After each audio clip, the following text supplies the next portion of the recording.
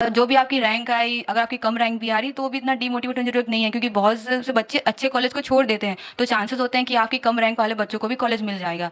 तो रैंक को लेकर हाँ, फिर ये बात है कि काउंसलिंग कराते वक्त आपको कॉलेज और जो आपको ब्रांच है इनमें इंटरेस्ट है, ये बहुत इंपॉर्टेंट है। बच्चे बहुत गलती करते हैं इनमें। बच्चे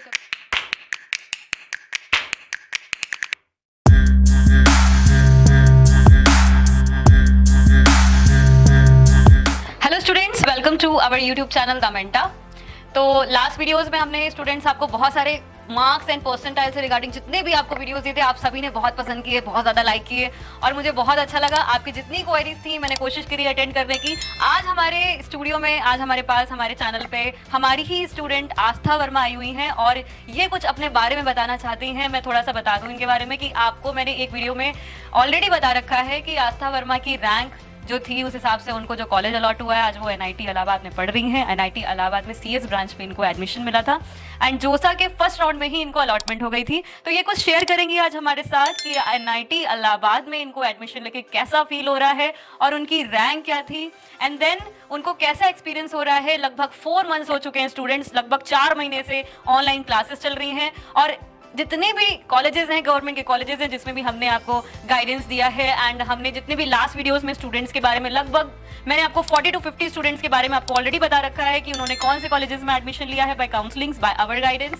सो हमारे पास ऐसे ही एक एग्जाम्पल आज है और वो खुद से अपना जितने भी अपना एक्सपीरियंसेस है वो शेयर करने वाली हैं। तो आस्था, आज आप हमें कुछ बताइए कि आप लमसम जो आपकी जेई मेंस की रैंक थी, उस जेई मेन की रैंक को आपने कैसे यूज़ किया एंड आपकी प्रिपरेशन स्ट्रैटेजी क्या थी। जेई एडवांस में आपने नहीं स्कोर कर पाए थे बच्चा, बट जेई मेंस में आपने जो भी रैंक लाए थे, आप 51,000 के आसपास आपकी रैंक थी, तो आपने उस रैंक को भी प्रॉपरली यूज़ किया है, क्योंकि बहुत सारे बच्चे उसको भी नहीं यूज़ कर पाते हैं। तो आपको ये कैसे हमने हेल्प किया, कैसे आपने हमारे गाइडेंस के थ्रू आपने थोड़ी हेल्प ली, ये थोड़ा आप हमें बताएंगे एंड आप हमें बताएंगे कि आपको एनआईटी इलाहाबाद में सीएस में कैसा लग रहा है। सो हेलो फ्रेंड्स, मेरा नाम आस्था है। करंटली मैं एनआईटी इलाहाबाद में सीएस ब्रांच से फर्स्ट ईयर में पढ़ रही हूँ। तो मेरी ओवरऑल जेई मेंस रैंक 51,000 के अराउंड थी।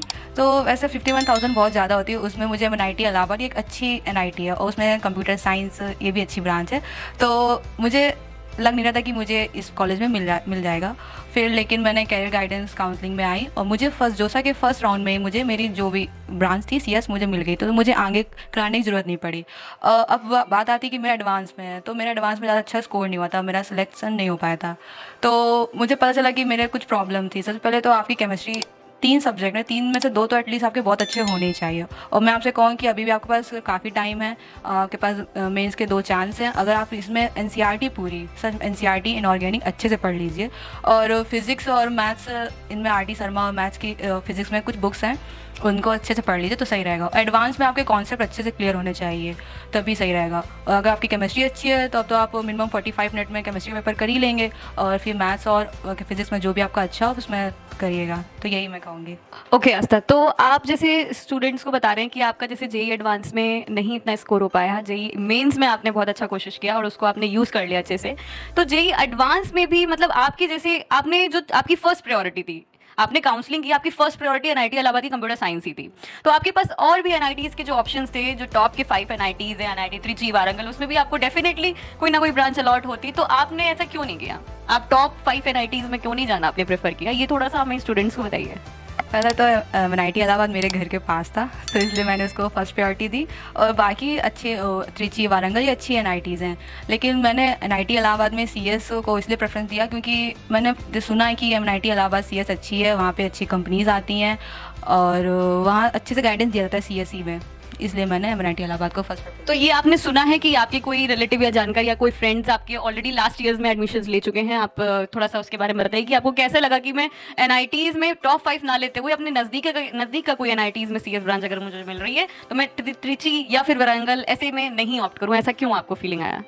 ऐसा कोई ख़ास रीज़न तो नहीं था इसका, लेकिन जब मैं कोचिंग करती थी तो उसमें सर ने बताया था अगर आपको आपका एडवांस में हो गया होगा, आपको अच्छी आईआईटीज़ नहीं मिल रही हैं, लोगों के आईआईटीज़ में अच्छी ब्रांच नहीं मिल रही है और आपको वहीं पे एनआईटी या फिर अच्छी एनआईटीज़ में अच्छी ब्रांचेस मिल रही हैं, तो आप उसको प्रेफरेंस करिए, क्योंकि जो टॉप एनआईटीज़ होती हैं वो अच्छी होती हैं और वहाँ की ब्रांचेस होती हैं वो भी अच्छी, वहाँ फैसिलिटीज़ अच्छी होती हैं, इसलिए मैंने एनआईटी इलाहाबाद में सीएस लिया। ठीक है आस्था, आपने जैसे प्रिपरेशन की, अब जो एग्जाम्स देने वाले हैं जेई मेंस के लिए स्टूडेंट्स, अब उनके लिए आप कुछ बताना चाहते हैं कि अब उनके लिए क्या एक अपॉर्चुनिटी है, उनके पास एक ऐसी अपॉर्चुनिटीज़ हैं जिसमें कि वो काउंसलिंग करके एक अच्छे गवर्नमेंट कॉलेज तक पहुंच सकते हैं, तो उनको आप कैसे तैयारी के लिए थोड़ा सा उनको मोटिवेट करिए हमारे स्टूडेंट्स को। हाँ, इस बार तो आपको मेंस के काफ़ी सारे चांसेस मिल रहे हैं और आपके बोर्ड के एग्ज़ाम भी आने वाले हैं, तो आपका प्रेशर तो होगा। लेकिन आप लोग बोर्ड्स के लिए अगर आप एक महीने भी अच्छे से पढ़ लेते हैं तो आपको 75% तो आप ला ही सकते हो। और यूपी बोर्ड के लिए थोड़ा सा 75 लाना टफ होगा, लेकिन अदर जो बोर्ड्स हैं उनके लिए लाना आसान है, ईजी होगा। अगर आप मेंस का अच्छे से पढ़ें तो आपके बोर्ड्स में अच्छे से हो जाएगा, मुझे लगता है। और फिर आपके दो चांसेस बचे हैं मेंस के, आप मेंस में फोकस करिए। अगर आपके पहले वाले मेंस के अटेम्प्ट में अच्छे मार्क्स आ चुके हैं तो आप एडवांस में ज़्यादा फोकस करिए, और एडवांस से आप अपने कॉन्सेप्ट क्लियर करिए, केमिस्ट्री अच्छे से पढ़िए और मैथ्स और फिजिक्स। आज तक जैसे 12th में आपने प्रिपरेशन की अपनी बोर्ड्स की, ठीक है, उसके बाद आपने साथ साथ जेईई मेंस की भी प्रिपरेशन, मतलब साथ में की आपने, दोनों की तैयारी आपने कॉन्टिन्यूसली साइमल्टेनियसली आपने करी, तो इसमें आपको कुछ ज़्यादा एफर्ट्स डालने पड़े जेईई मेंस के लिए? आपने जेईई एडवांस में कुछ ज़्यादा एफर्ट्स किए, या बच्चों को क्या करना चाहिए अगर वो बोर्ड्स भी दे रहे हैं तो साथ साथ जेईई मेन में कैसे अच्छे नंबर लेके आए? अगर आपका जो बोर्ड्स है, आपके बोर्ड्स में आपको सब कुछ अच्छे से आता है तो आपका मेंस इतना टफ नहीं होगा, क्योंकि बोर्ड्स के मेंस के जो क्वेश्चन होते हैं वो इतने ज़्यादा टफ नहीं होते। तो मेंस में 75 क्वेश्चन आते हैं, आपको बस टाइम मैनेजमेंट करना होगा और ज़्यादा गलत क्वेश्चन मत करिए, जितने आ रहे हैं सही करिए। और इंटीजर टाइप क्वेश्चन में तो ऐसे निगेटिव मार्किंग नहीं होती है। ठीक है, तो आस्था जैसे आपको कंप्यूटर साइंस ब्रांच अलॉट हुई है, ठीक है, तो कंप्यूटर साइंस ब्रांच ही आपका क्यों पहला प्रेफरेंस था? क्योंकि एनआईटीज में तो ज़्यादा दूसरी भी जो ब्रांचेस होती हैं वो भी फ्रेंड्स को देखने को मिला है कि इनसे ज़्यादा अच्छी रैंक पे स्टूडेंट्स ने एनआईटीज क्विट कर दी हैं, बिकॉज उनको जो टॉप की ब्रांचेस है, टॉप इन द सेंस जो इनकी कॉमन ब्रांच, कोर ब्रांचेस हम कहते हैं, सीएस, आईटी, सिविल, मैकेनिकल, ये एनआईटीज में नहीं उनको मिल रही थी, तो इस वजह से उन्होंने क्विट कर दिया एनआईटीज में एडमिशन लेना और उन्होंने स्टेट के कॉलेजेस में ऑप्ट कर लिए ब्रांचेस। तो क्या ये सही है आस्था की? आपको क्या लगता है कि अगर हम दूसरी ब्रांच में भी अगर हम एडमिशन ले लेते हैं एनआईटीज में तो हमें क्या अपॉर्चुनिटीज रहती हैं, हम क्या सीख सकते हैं? टेक्नोलॉजी से रिलेटेड कह सकते हैं या फिर हम सॉफ्टवेयर से रिलेटेड कह सकते हैं कि क्या अपॉर्चुनिटीज हमें एनआईटीज देता है स्टूडेंट्स को? तो मेरे कॉलेज में मेरी ब्रांच में कोडिंग भी सिखाते हैं, कॉम्पिटिटिव कोडिंग भी सिखाते हैं, वेब डेवलपमेंट, ये सारी फैसिलिटीज़ सिर्फ कंप्यूटर साइंस वाले बच्चों को ही नहीं, दूसरी ब्रांच वालों बच्चों को मिलता है। अगर आप तो जैसे कि मेरी ब्रांच सीएस है, लेकिन जो मेरे क्लब है उसमें ऐसा नहीं कि सिर्फ सीएस के बच्चे सीएस और आईटी के जा सकते हैं। अगर आपकी दूसरी ब्रांच है बायोटेक, पाई, इलेक्ट्रिकल, ये सब जो ब्रांचेस हैं, लेकिन आपको कोडिंग इन सब में इंटरेस्ट है तो आप क्लब ज्वाइन कर सकते हैं। क्लब बहुत ज़्यादा हेल्पफुल है रियली, क्लब से आप डिफरेंट ब्रांच ऑप्ट की, या फिर ये कह सकते हैं क्योंकि मार्क्स कम होने की वजह से उनको डिफरेंट ब्रांचेस में अलॉटमेंट हो गई है, तो क्या उनको अपॉर्चुनिटीज एनआईटीज देते हैं?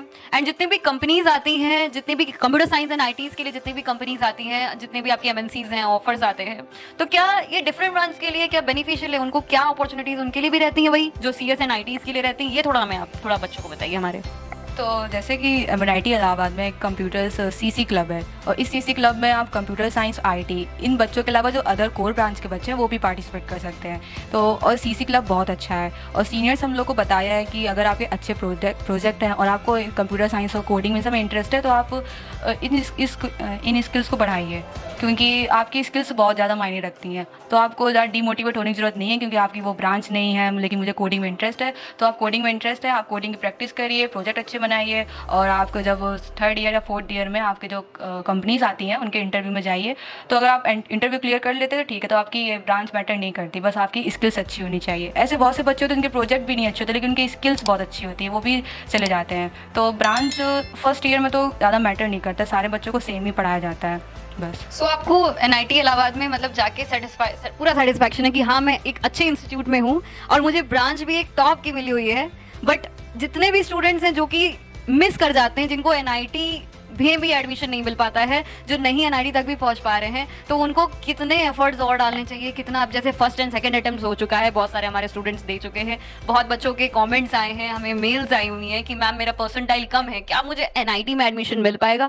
तो आप क्या कहना चाहते हो, कितनी परसेंटाइल तक या कितनी रैंक तक बच्चे को अपने आप को सेफ समझना चाहिए कि हम सेफ हैं और आप काउंसलिंग्स करके एनआईटीज में जा सकते हैं? अगर आपको कंप्यूटर साइंस नहीं भी मिल पाती, स्टिल आप किसी भी ब्रांच में एडमिशन लेके आप अपना वहाँ पे फ्यूचर सेटअप कर सकते हैं। आप डिफरेंट क्लब्स, जैसे कि आपने बताया डिफरेंट एक्टिविटीज़ होती हैं, आप उनको भी अंडरस्टैंड करके आप उन चीज़ों में आगे बढ़ सकते हैं जो कि आप कंप्यूटर साइंस या आईटी लेके नहीं बढ़ पाते हैं। तो आप उन बच्चों को क्या बताना चाहेंगे कि इतना परसेंटाइल आप अपने आप को सेफ फील कर सकते हो? तो जैसे आपके पास 2 चांस है, डीमोटिवेट तो बिल्कुल मत हो, आपके पास अभी भी टाइम है, चिल होके पढ़ो, सही रहेगा, ज़्यादा टेंशन लेने की जरूरत नहीं है। और बच्चे कभी कभी 150 कॉलेजेस भर देते हैं लेकिन फिर भी उनको नहीं मिलता। आप कम भरिए लेकिन अच्छा भरिए, सोच समझ के भरिए, मैं कहूँगी। तो कॉलेज तो आप लोग पढ़ाई। आपने आज तक ये बताइए, आपने काउंसलिंग्स कितनी अटेम्प्ट की थी? मेरा फर्स्ट काउंसलिंग में ही हो गया था, जो मेरी फर्स्ट ब्रांच थी प्रियोरिटी वही मुझे मिल गई थी, मुझे आगे ज़रूरत नहीं पड़ी थी। जरूरत नहीं पड़ी थी, ठीक है। तो आपकी ये जो रैंक में गाइडेंस मिला उसकी वजह से आपने एक ही काउंसलिंग अटेम्प्ट करी, लेकिन अगर आपके पास नहीं ये इन्फॉर्मेशन होती तो आप लमसम कहाँ कहाँ अप्लाई करते? तब तो मैं तो सारे कॉलेज में भर दी थी, और सारे कॉलेज की जो ब्रांचेस मुझे इंटरेस्ट था मैं सब भर दी थी, क्योंकि मुझे ज़्यादा कुछ पता ना होता तो मैं सभी भरती, मैं सोचती मुझे किसी में मिल जाए वही सही रहेगा। ओके तो ये आस्था आपने बहुत अच्छी बात बताई बच्चों को कि आपको अगर नहीं पता होता तो आप सारी काउंसलिंग अटेम्प्ट करते और लमसम सारे ही ब्रांचेस को आप फिल कर देते। बट अभी आपने क्या किया कि आपको एग्जैक्टली आपको इन्फॉर्मेशन पता चली कि आपको इनमें मिल सकता है और आपने वही ब्रांचेस को ऑप्ट किया। तो अब आप आगे जितने भी स्टूडेंट्स हैं उनको आप थोड़ा सा बेस्ट ऑफ लक एंड थोड़ी गुड विशेस हमारे स्टूडेंट्स को दे दीजिए, एंड उनको आगे फ्यूचर के लिए एंड आपके फ्यूचर के लिए तो हम आपको ऑल द वेरी बेस्ट कहते ही हैं आस्था। आप आगे बहुत अच्छे से स्कोर करें, सेमेस्टर्स में अच्छा करें, एंड आगे आपको जितनी भी अपॉर्चुनिटीज़ मिलती हैं नाइटीज़ में उसके लिए हम आपको बहुत बहुत बधाइयाँ देते हैं। आपने अपना जेईई मेंस का क्रैक कर लिया है, अब आगे जितने भी स्टूडेंट्स हैं उनको क्रैक करना है, उनको बस थोड़ा सा रिलैक्स करना है। तो उनको आप लास्ट कुछ एडवाइस कर दीजिए हमारे स्टूडेंट्स को आप। तो NITs में जाने के लिए मेंस तो क्लियर करना ही, तो आराम से पढ़ो, अभी 2 चांसेस हैं, अच्छे से ध्यान से, टेंशन लेने की जरूरत नहीं है, बोर्ड्स भी हैं वो भी आराम से हो जाएगा। अगर आपको एडवांस में जाना है तो अभी से अच्छे से कॉन्सेप्ट क्लियर करिए और प्रैक्टिस। ये बोलना चाहेंगे कि आप इस वीडियो को लाइक ज़रूर करना एंड बहुत बहुत बहुत लाइक देना आस्था को, हमारे स्टूडेंट को बहुत सारे लाइक्स, एंड हमारे यूट्यूब चैनल दमेंटा को सब्सक्राइब करना, बहुत सारा फॉरवर्ड करना, एंड ऐसे ही हम स्टूडेंट्स के रिव्यूज़ आपको ऐसे ही डिलीवर करते रहेंगे, ऐसे ही बताते रहेंगे, और बहुत सारे बच्चे आपको बहुत सारा गाइडेंस करते रहेंगे। तो all the very best JEE advance JEE mains दोनों के